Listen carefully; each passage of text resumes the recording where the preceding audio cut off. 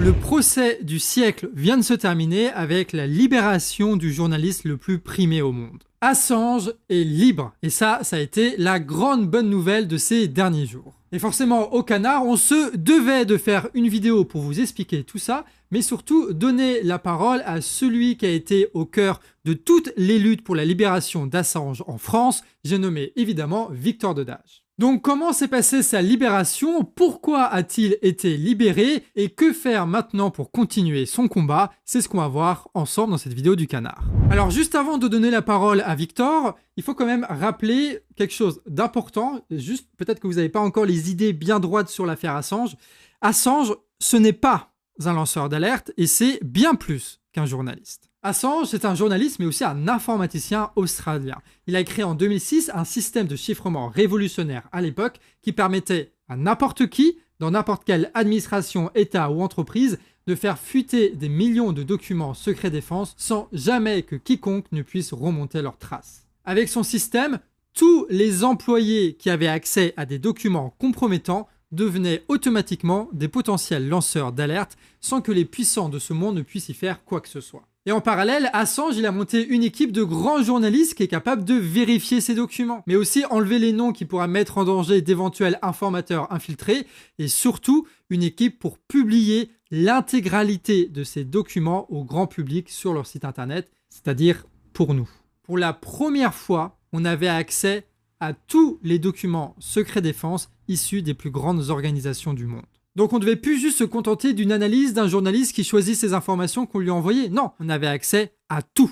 Assange, c'est le fondateur de Wikileaks, et Wikileaks, c'est à la fois un logiciel qui permet de faire fuiter des documents sans qu'on puisse remonter leurs traces, et en même temps une équipe de journalistes extrêmement performante qui a réussi en quelques années d'activité à publier 10 millions de documents secret défense. Enfin, ils ne sont pas tous secret défense, mais on n'était pas censé les voir, en tout cas. Des documents sur les guerres, sur l'espionnage, sur la diplomatie, sur les tortures. Wikileaks en vie, c'était la menace permanente pour les puissants de voir leurs plans être dévoilés au grand public. Et Assange, il a fait ça en 2006, c'est-à-dire 5 ans après les attentats du 11 septembre, au moment où la violence de l'administration états-unienne est extrêmement forte, et ça partout dans le monde, avec toutes les guerres, avec toutes les propagandes et toutes les lois contre la liberté d'expression. Alors forcément, à partir de 2010, Wikileaks et particulièrement Assange se fait attaquer par de très nombreux États, médias et entreprises qui tentent de le faire taire. L'administration états-unienne demande son extradition sur son territoire pour le juger et l'enfermer pendant 175 ans dans ses prisons. Ils accusent le journaliste australien d'avoir révélé des secrets d'État et d'avoir mis en danger des personnes par ces révélations sans jamais, pendant 14 ans, apporter la moindre preuve. Et pendant 14 ans, Assange a été privé de liberté, que ce soit en isolement à l'ambassade d'Équateur ou alors dans une prison de haute sécurité à Belmarsh en Angleterre. Assange, c'est l'histoire de l'homme le plus dangereux du monde pour les plus grands puissants de la planète. Et aujourd'hui, ce type-là, il est libre. Écoute, je peux te dire que même des gens très proches de la famille m'ont dit qu'ils ont été surpris. Donc ça a été vraiment gardé de secret de chez secret. On avait vu des articles qui parlaient de plaidoyer négocié, comme disent les Américains, mais on n'y croyait pas trop, en fait. Toi, tu sais que moi, j'ai jamais cru qu'on arriverait à libérer Assange, d'ailleurs. Donc, ça a vraiment pris tout le monde de court. Le voilà libre, donc il prend l'avion en direction les îles Saipan, près de son Australie natale, un territoire états-unien où il sera finalement jugé selon l'accord établi en amont avec l'administration états-unienne. Pendant ce procès-là, il plaide coupable, il est condamné à 5 ans de prison, mais vu qu'il vient de faire 5 ans de prison en Angleterre, il est considéré comme libre. Et factuellement, il est libre, il a pu rentrer chez lui. Apparemment, on aurait dit qu'ils étaient vraiment pressés de régler ça. C'est-à-dire que l'avion atterrit, 1 heure plus tard, il était au tribunal, j'ai suivi les journalistes de l'île de Saipan. 2 heures plus tard, en gros, il était dans l'avion et redécollait, quoi. Donc ça a été réglé comme du papier à musique. Bon, ça c'est moi qui spécule, je me dis il y a une partie de l'administration américaine qui a négocié ça au nez et à la barbe d'une autre partie de l'administration américaine. Ils les ont mis devant le fait accompli, bien fait. Mais alors pourquoi? Pourquoi est-ce qu'ils sont libérés? Victor, lui, il a sa théorie et c'est en rapport, vous savez, à ce très long procès en Angleterre pour savoir, non pas s'il a été coupable, mais si, oui ou non, ils allaient l'envoyer aux États-Unis pour être enfermé. Parce que pour rappel, c'est bien de le rappeler, Assange est australien. Donc il ne peut pas être coupable d'avoir enfreint des lois états-uniennes. Ça n'a pas de sens, tu vois. La seule question qui a privé Assange de 14 ans de liberté, c'est de savoir si oui ou non il fallait l'envoyer mourir aux États-Unis. Jusqu'à ce procès qui a eu lieu il y a quelques jours, Assange n'a jamais été condamné. Il n'y a jamais eu de procès sur ce qu'il a fait, d'accord? Il a juste été enfermé 14 ans, juste pour le faire taire. Julian Assange a plaidé coupable. D'abord, remarquez avec quelle rapidité, avec quelle souplesse plutôt, l'administration américaine est passée. Vous avez commis un crime qui mérite 175 ans de prison. Ah, finalement, 5 ans, c'est bon, allez, on négocie ça, je fais un taf, je te condamne comme par hasard à la durée que tu viens de passer à Belmarsh, et on n'en parle plus. S'il y a une preuve, Johan, que toute cette affaire, depuis le début, n'était qu'une manipulation politique, elle est là. Parce que soit il a commis un crime, soit il ne l'a pas commis. Les Américains, ils ont effacé l'ardoise, ils ont dit, bon, on va te donner une nouvelle accusation très générique, et cette nouvelle accusation, c'était une accusation dont le terme était conspiration pour obtenir des documents classifiés. À part ça, la juge a eu des propos très gentils, je trouve. J'ai eu l'impression qu'elle était à deux doigts de demander des excuses, de demander pardon au nom de la justice américaine. Elle, perdue dans son île là-bas, loin de peut-être des magouilles de Washington, elle lui a souhaité un bon anniversaire, un prompt rétablissement. Elle a souligné le fait qu'il avait été enfermé dans une des prisons les plus dures de Grande-Bretagne. Et elle a reconnu formellement, c'est important ça, que Julian Assange et Wikileaks n'ont mis aucune vie en danger. Ça, c'est une sacrée reconnaissance, parce que c'est un des arguments anti-Wikileaks qui circulent. Donc si vous avez vu des médias ou des gens ou quoi dire que Assange a trahi son combat, c'est faux. C'est faux, c'est faux, c'est faux. La réalité, c'est qu'il a tenu des années et des années de torture jusqu'à pouvoir enfin réussir à sortir de là sans jamais reconnaître ce pourquoi on l'accusait, sans jamais renier sur sa liberté d'expression. Je trouve surréaliste ce système américain qui te permet de plaider coupable pour marchander ta peine. Et il paraît que dans le cas des lanceurs d'alerte, j'ai lu quelque part que 98% en fait des affaires de lanceurs d'alerte et des affaires de ce type-là, où tu plaides non coupable et on va te juger coupable et tu prends 150 ans, ou tu plaides coupable et tu n'en prendras que 30. Choisis. C'est du mafieux, c'est du chantage, c'est tout ce que tu veux. Donc la grande question, c'est pourquoi? C'est les Américains qui ont craqué. Lors du dernier appel qu'il y a eu à Londres, et de l'avis des témoins qui étaient dans la salle, que j'ai interrogé à la sortie de l'audience à Londres, Craig Murray notamment, il avait dit une chose, c'est que c'est la première fois que Julian Assange est devant des juges qui semblaient s'intéresser réellement à l'affaire, qui posaient les bonnes questions et qui écoutaient attentivement. En fait, ils ont validé, si tu veux, les motifs de la demande d'extradition. Ils ont dit, OK, ça c'est bon. Ça c'est la mauvaise nouvelle, c'est-à-dire qu'ils ne sont pas revenus là-dessus en fait. Mais ils ont quand même eu une réserve. Ils ont dit, est-ce que vous pouvez nous garantir que Julian Assange ne risque pas la peine de mort? Et est-ce que vous pouvez nous garantir que Julian Assange ne risque pas d'être discriminé du fait qu'il n'a pas la citoyenneté américaine? Parce on disait que parce qu'il était australien, non citoyen états-unien, il ne bénéficiait pas de la protection du premier amendement de la Constitution, la liberté d'expression, qui protège les citoyens et les journalistes. Et lors du procès d'appel, la question a été posée aux avocats américains. Les juges ont posé cette question. Et les avocats ont dit, il pourra demander la protection du premier amendement. Les juges les ont rattrapés en disant, c'est pas la question qu'on vous a posée. On vous a pas demandé s'ils pouvaient demander la protection. On vous a demandé s'ils bénéficieraient de la protection. Les garanties, ils les ont fournies sous une forme bizarre, une lettre à l'entête de l'ambassade des États-Unis à Londres, qui répétait exactement ce que les avocats avaient dit lors du procès. Il pourra demander. Selon Craig Murray, à ce niveau de justice et à ce niveau de juge, même si on est à la Grande-Bretagne, il ne faut pas se foutre de la gueule des juges aussi ouvertement. Et lui, il disait, ils allaient se faire embarrer. L'audience d'appel allait rejeter l'extradition. Alors pourquoi Assange a accepté? Parce que les Américains pouvaient encore faire appel devant la Cour suprême, et c'était reparti pour des années. Et c'est là que les Américains ont finalement offert à Julian Assange une porte de sortie qu'il a attrapée, parce que contrairement à ce que les gens disent, il n'a rien trahi. Il a plaidé coupable devant une accusation générique qu'il reconnaît, conspiration, avec des lanceurs d'alerte pour obtenir des documents classifiés, point barre. Il n'y a aucune contrainte liée à ça. Il n'y a aucune mesure de bâillon, comme parfois ça arrive. Même pas interdiction de continuer Wikileaks. Et même, ça va encore plus loin, cette victoire. Ah, il y a une question intéressante, tiens, oui, si, qu'on n'a peut-être pas abordé, mais tu n'y as pas pensé, mais je vais te le balancer.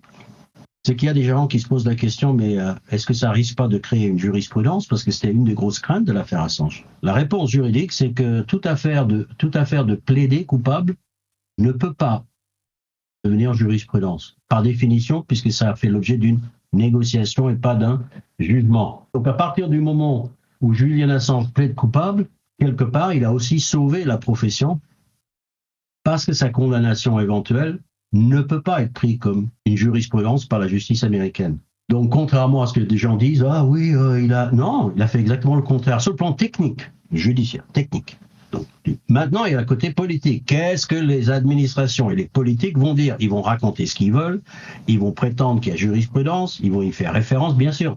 Mais ça, c'est l'enveloppe politique et la manipulation autour de l'affaire. Même après 14 ans d'isolement, d'enfermement, de torture, le gars arrive encore à défendre le journalisme. Non mais je suis désolé, mais c'est la classe de faire ça quand même. Et pendant ce temps-là, t'as des types qui se prennent pour des journalistes, qui se prétendent être des journalistes sur les plateaux télé, et qui n'arrêtent pas de mentir, de tromper et de manipuler les gens, tout simplement parce que leur patron de milliardaire leur demande et qu'en échange, il leur file un gros chèque à la fin du mois. En vrai, l'affaire Assange, elle est importante parce que avec lui, on comprend ce qu'est véritablement le journalisme. On en saura plus de cette affaire, de ce procès, lorsque Julian Assange prendra la parole publiquement. Ce qui est sûr, en tout cas, c'est qu'il est libre et qu'on sait que toutes les accusations qui étaient contre lui étaient bidons et qu'il n'a mis en danger personne avec ses révélations. Alors oui, Assange est libre et c'est une extrême bonne nouvelle, mais Wikileaks a été stoppé. Ils ont mis à terre Wikileaks. Et Assange, oui, il est libre, mais après 14 ans d'isolement. Donc le message, il est clair et il a été envoyé à tous les journalistes du monde. Si vous franchissez la ligne rouge et que vous faites un petit peu trop de révélations sur les plus puissants de cette planète, vous aurez votre vie détruite et votre média avec. De ce point de vue-là, les Américains ont gagné. L'effet recherché a été obtenu. Julian Assange, je suis content pour lui, en tant qu'individu, il est libre. Mais n'empêche que quelque part, ils ont gagné. Avec le temps aussi, Assange, il a pu prouver autre chose à propos des médias mainstream. Admettons qu'il y avait un problème de méthode chez Julian Assange. Il n'empêche que l'outil qu'il a créé, qui est une bombe nucléaire en termes informationnels, jamais oublié que Wikileaks en a fait cadeau à toute la grande presse. Tous les grands médias utilisent l'outil inventé par Wikileaks. Où est-ce qu'on a vu fleurir 10, 20, 100 Wikileaks? Il n'y a même pas le début d'un semblant d'un Wikileaks nouveau, alors que techniquement parlant, ils ont tout ce qu'il leur faut. Et donc, qu'est-ce qu'on peut retenir de cette affaire? Et en tout cas, c'est une affaire pour lui qui se termine bien. Maintenant, pour ceux qui auraient envie de continuer le combat, on pourrait aussi surveiller de près ce qui va se passer avec les autres de Wikileaks, parce qu'il y a des gens quand même qui sont un peu planqués, un peu partout. On pourrait se poser la question du devenir du combat de Wikileaks, parce que mine de rien, si cette répression s'est abattue sur lui, c'est qu'il y avait une raison, et cette raison, c'est le droit de savoir. Et alors, au moins reprendre le flambeau de Wikileaks, sinon sur le plan technique, au moins sur le plan politique. Il ne s'agit pas de prendre aujourd'hui de mauvaises décisions basées sur des mauvaises informations. C'est quelque chose qu'on ne peut pas se permettre. D'accord? Tout le monde sent confusément qu'il se passe des choses, quoi. J'ai jamais autant entendu parler de risque de troisième guerre mondiale que maintenant. Aujourd'hui, qu'est-ce qui nous manque cruellement dans le paysage médiatique? Tu sais ce qui nous manque cruellement, Yann? Wikileaks. Mais c'est trop tard. Ils sont fatigués, ils en ont pris plein la gueule. Peut-être la prochaine génération, clin d'œil aux jeunes aujourd'hui dans les médias alternatifs. Peut-être qu'il y aura d'autres qui reprendront le flambeau. Et là, je pense que ça fera un carton. Parce qu'il n'y a jamais eu, je pense, une aussi grande nécessité de cette transparence et cette volonté de connaître la vérité. Qu'est-ce qui se trame réellement?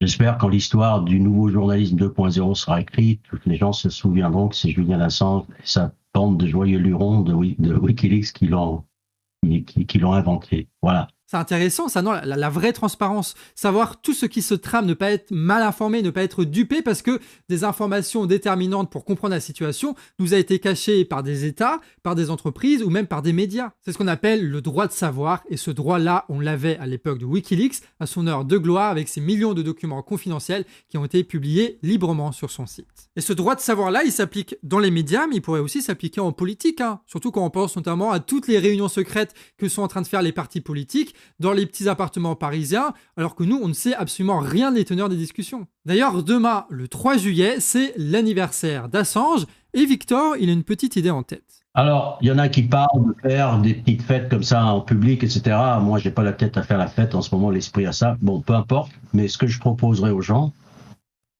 c'est de se déchaîner sur les réseaux sociaux ce jour-là, peut-être dans les commentaires des sites des grands médias, quel que soit l'article, peu importe, sur Twitter, Facebook, de leur balancer des joyeux anniversaires Julian Assange. Et histoire de rappeler un petit peu leur désinvolture par rapport à ça. Rien que ça, même pas les critiquer, juste un joyeux anniversaire Julian Assange en commentaire de tous leurs articles. Allez, France 24, boum, boum, boum, boum, boum, un petit joyeux anniversaire Julian Assange. Propose ça comme campagne, je pense que ce serait rigolo. Victor Dedage, il a aussi été au cœur de l'affaire Assange en France, hein, donc il a vu énormément de choses.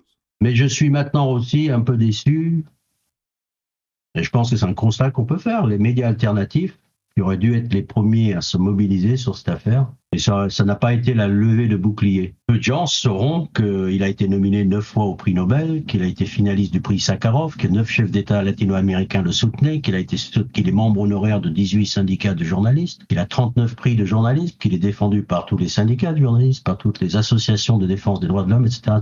Mais on a été plusieurs à médiatiser l'affaire et au Canard, on a pris notre part, on a parlé de Julian Assange et Dedage, il voulait faire passer un petit message par rapport au Canard et en même temps, vous allez comprendre, à vous aussi. Je peux te dire que j'ai fait, je crois, entre 250 et 300 conférences sur cette affaire et je voudrais te dire que très souvent, les gens m'abordaient en disant que c'était grâce au Canard enchaîné, le lapsus que je voulais pas faire, que le Canard réfractaire avait été à l'origine de leur prise de conscience et de leur présence. Ça en devenait chiant d'ailleurs, à un moment donné. Mais il y a eu un vrai impact. On boucle l'affaire en fait. Je crois que ça va être mon dernier interview sur cette affaire avec toi. Je suis content parce que je ne peux pas dire que ça a commencé avec toi, mais quelque part oui. Tu faisais partie de la constellation des gens qui sont mobilisés. Finir avec toi, c'est bien. Merci à vous d'avoir été parmi les premiers à vous mobiliser sur cette affaire. Vous pouvez être fiers. On peut tous être fiers. On ne sait pas dans quelle mesure on y a participé, mais merde, il est libre. Voilà. Et le petit plaisir pour la fin, Dedage, il a encore des trucs à nous raconter. Alors je sais qu'il est de bon ton de critiquer les médias mainstream, on ne va pas se gêner. On va pouvoir commencer à raconter des choses. Je vais le dire ici, mais on en reparlera. Ce sont des crapules et tu n'as aucune idée, même toi, à quel point ils le sont. À quelques exceptions près, bien sûr qu'il faut toujours préciser ça, mais quand même. Et je crois que je vais commencer à me concentrer sur les enfoirés dans cette affaire. Je vais commencer à parler des coulisses. Je vais te donner une avant-première. Ça vous intéresse ou pas que Victor Dedage y déballe tout comme ça sur un grand média? N'hésitez pas à nous dire en commentaire pour savoir si oui ou non on propose quelques interviews en rab à notre Victor. En tout cas, un grand bravo aussi à Victor Dedage, vous l'aurez compris, qui a mené en France tout ce combat sur la libération d'Assange. Voilà, maintenant c'est fait. On termine là-dessus et pour rappel, nous aussi au Canard, on est un média indépendant, donc si vous voulez nous soutenir, vous pouvez nous financer via des petits dons réguliers sur Tipeee et c'est disponible en description. C'est une manière aussi de nous donner de la force et donc de militer. Et plus on aura de budget, plus on aura de projets, si tu vois ce que je veux dire. Bref, Assange est libre. Et ça, c'est beau.